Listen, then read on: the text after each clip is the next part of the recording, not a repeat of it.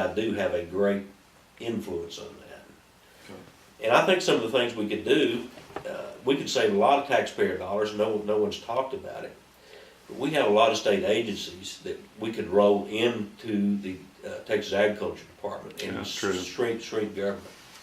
The Sunset Commission did a study on rolling the Forest Service in the ag part. I think it would save $60 million.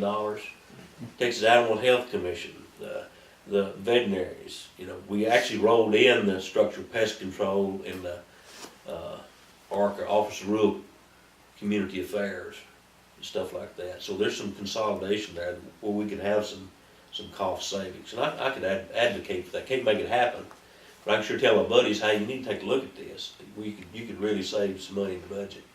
We don't need all this duplication and overhead. Right. Okay. Just a thought. Well, that's what we're kind of looking for, the head crew's deep toe courage out there to put it out there and remove a lot of these subsidies. Along that line, as a new TDA commissioner, and you touched on the first change that you would make. The second change I would make is to scour the agency for any and all taxpayer subsidized programs that should be rightfully purview of the private sector. So expand on that a little bit. Well, I think it's 600 employee agency. I think you're going to have to go through department, and I hadn't done that. I haven't had time to do that. But every time you go through that, a new set of eyes will see something that maybe the previous commissioner didn't, or the previous one before that. I'm going to say there's probably some cost savings in there. As good a commissioner as Todd Staple was, I think a new set of eyes, there's possibly some savings in there. And I'll do that.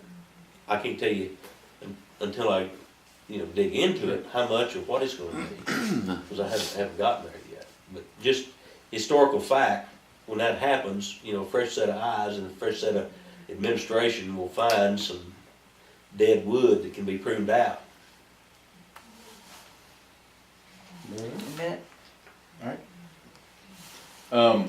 So going back to subsidies, you said several times that you don't really like subsidies, but then you also said that you seem to support the concept of using state tax dollars for these low interest loans. Right. And for broadband out to the rural areas. So under what conditions should we be using the state tax dollars to essentially subsidize our rural communities sometimes? The Young Farmer Program and the broadband program are not true subsidies in the fact that those dollars are recovered and returned back to the state. The interest is paid on those loans, the loans are paid back. So it's not like... What is the interest rate? The what? Interest rate on those loans. I'd have to check, it's very low. And Okay. a lot of it, we don't even collect the interest on, we're just a guarantor. They actually get those loans from the commercial bank. So we're not cutting off the private, free market system. Okay. We're just basically a co-signer, if you would. It's very strict. You don't just sign for every high-risk loan. Mm-hmm. That's why we make so few of them. There's a very, very small window there to qualify. If you're really good risk, the bank will just take you. If you're really bad risk, nobody's going to take you. So there's just not that many of them there. Right. It's real hard. It's real fine area. What about the broadband though? I haven't dealt with that as much, but a lot of that is loans to do those. Hopefully, I'm assuming they're repaid. Hopefully, I'm not sure how many dollars. I couldn't tell you. I haven't dug into that deep. Okay. That's a loan to a broadband company to extend service out into the rural areas. Right, and then it would be repaid. I would support that, but just giving them the money, I don't support that. And it's repaid from whatever they charge customers? Yes, yeah, they would have to repay it. Yeah. But one of the things we've seen about a lot of these Don't worry, programs. Excuse me, I'm gonna be leaving, so Okay. Michael's coming back to Yeah, lock up. yeah, I'm calling one of Do you. you have my number just in case it doesn't, Okay. because the building has to be locked? Yeah. So, do you have my number? Nope. Let me give you myself, so I'll come back if necessary. It's 832-473-4911. Probably It's all gonna be on the video. 832-47-4911. Correct, Just- thank you. yeah, thank you. Yeah, I just- Everybody's gonna have his phone number now. That's basically how we built our rural electric system. Well, I was gonna say, a lot of the, for instance, PUC programs, they require some of their regulated industries to, extend for-fee service. But then if they don't make the profit, the taxpayer's on the hook. So do you think these are, somebody else is on the hook, or if they don't pay them, is the taxpayer on the hook? You know, I could research it. I don't know that, I'm not aware of any time when the state's been burned on it. Well, that was kind of a federal grant anyway, wasn't it, for broadband stuff? A lot of it is. I don't know that there's any, very, very little state dollars that go into that. Okay, that's good. Back to the water, I mean, I know you wanna work with the Texas Water Development Board, well, you have to basically, because they're, like you said, they're managing those funds. And when we asked Lieutenant Governor David Dewhurst back a year ago about this, you know, our point we raised was, we just went in the hole for $500 billion here to get water out of Lake Conroe down to the southern part of the county. And if we did that, why do we need more money to guarantee loans? And his explanation was, well, the rural areas don't have the valuation base that we So have. that's true. Well, then the question was, if they don't have the valuation base, how are they gonna pay it back? But my real question is, when you look at what you have to do to deal with drought on that scale, it almost sounds like you have to build reservoirs. Those are hugely expensive. How do you do that? I You're mean, exactly 2 billion right. won't do it. Like earlier I said, we have a 50-year plan, and it's a $53 billion plan. Uh-huh. Part of that plan is 11 reservoirs across the state. But who has the plan? The long-range plan is put together by these 16 regional Okay, authorities gotcha, okay, through the Texas Water Development. gotcha, okay. So we have a 50-year plan. We have 53 billion. Well, there's no funding for that at the moment, it sounds like. We have 8 billion Right, to start it. 2 from the rainy day fund and 6 in the bond money Bonds, from before. So part of that plan are these 11 reservoirs Mhm. throughout the state. Obviously, West Texas, we have reservoirs out there now that are drawn down to 10-15%. I mean, they're almost out of water. right. But it's not just rural areas that depend on that water out there. It's Midland, Lubbock, Odessa, Big Springs, you know. But all most of the those. expenses for those projects are up front. If there's only 8 billion for the 53 billion, it doesn't sound like there's even close to enough money to get it started, or is that wrong? Well, you use part of that money we talked about earlier for the Multiplier. design, Right. you know, the information, but also is a force multiplier to guarantee loans to shore up, act as collateral for the water districts, municipalities, counties, whoever, water authorities, whoever are doing those projects. Right now, for instance, without touching any of that $8 billion, Uh-huh. Texas has one of the largest water projects in the United States. They're building a water line from Lake Palestine all the way to Benbrook on the west side of Fort Worth. Mm.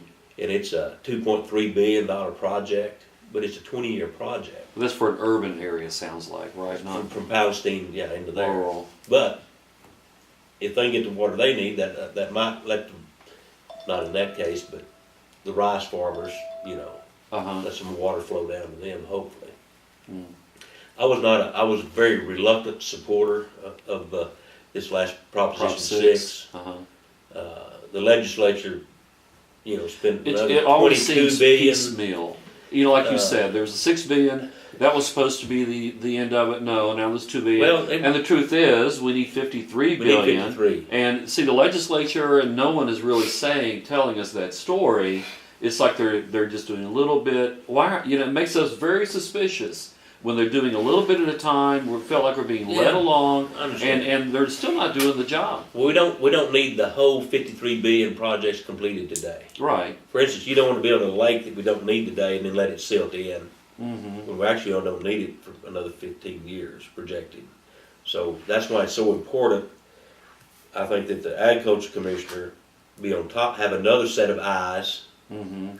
besides the water development board, to make sure that we get things in priority, that we build the lake that we need the most now, that it gets top priority and not some political Well, where would that be now? What Well, would be your priority on that? Which I area? don't have one. I Okay. haven't studied it yet, but that's why I would put some people on board. Mm-hmm.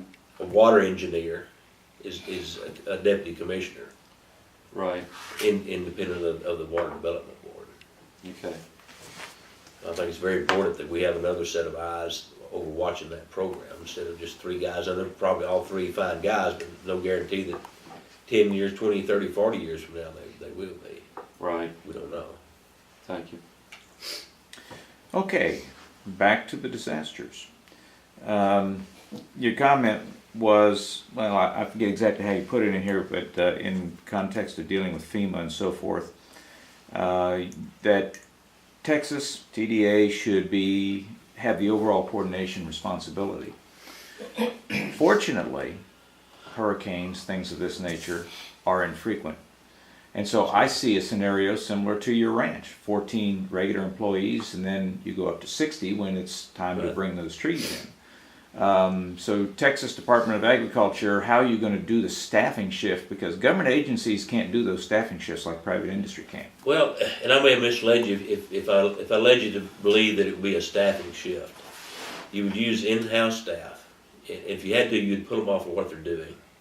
And you would coordinate, match up hay producers with trucks, livestock haulers, fence builders, hardware companies that can ship that in there, coordinate with the local farm bureau, who needs what do we need in this county, what do you gotta have over here, and just be kind of the clearinghouse. Somebody's gotta be in charge of all that. FEMA can't do it. They don't know, they can't even take care of people, much less Yeah, animals or livestock. And that's the vision, and maybe I didn't make myself clear on that, but if I left the impression that we're gonna ramp up and hire a lot of people, that ain't happening. No, that was not my impression. We can do but, that in-house. But having been involved in that kind of planning efforts, first of all, it takes a very massive, very solid plan. And number two, it takes massive cross-training. Right, it does. I've worked very closely with Steve McGraw, Colonel McGraw, that runs the Department of Public Safety, and in his department is the Office of Emergency Management. We've worked very closely with them, so we have that working relationship. I understand how the evacuations work for people, and I know the people to contact and how to coordinate all that. So I think I have an inside advantage on that. If forbid it would happen, hopefully it never happens. I mean, you don't, Right. but you do need to be prepared in case it does. Following all that, if you don't do a good job of that, then you have disease outbreak. You know, animals have to be destroyed. You know, it can just be a small disaster can turn into a big one if you're not careful. Okay. Absolutely. Well, that sounds great, and I think that wraps up our questions on the 45 minutes. Going around the table, so we'll Okay. do up to 5-minute closing and wrap it up.